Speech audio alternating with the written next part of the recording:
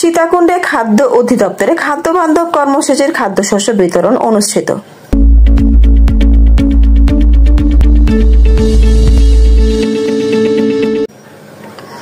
চট্টগ্রামের সীতাকুণ্ড উপজেলার কুমিরা ইউনিয়নের ৪ নং ওয়ার্ড হিঙ্গুরিপাড়া এলাকায় বুধবার ২৭ আগস্ট সকালে সীতাকুণ্ড থানা বিএনপির আহ্বায়ক ডাক্তার কমল কদর উদ্বোধন করেন এই খাদ্য অধিদপ্তর পরিচালিত খাদ্য বান্ধব কর্মসূচির নতুন খাদ্যশস্য বিতরণ কেন্দ্র।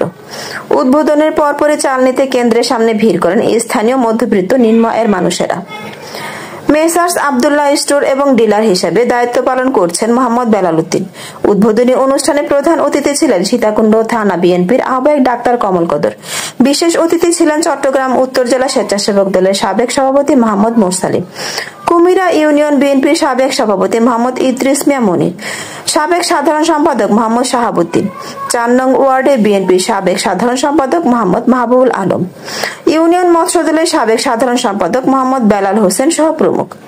অনুষ্ঠানে স্থানীয় গণ্যমান্য ব্যক্তিবর্গ সহ গ্রামবাসী উপস্থিত ছিলেন। কর্মসূচির আওতায় তালিকাভুক্ত প্রতিটি উপকারভোগী মাসে ৩০ কেজি করে চাল পাবেন, যার মূল্য কেজি প্রতি নির্ধারণ করা হয়েছে ১৫ টাকা।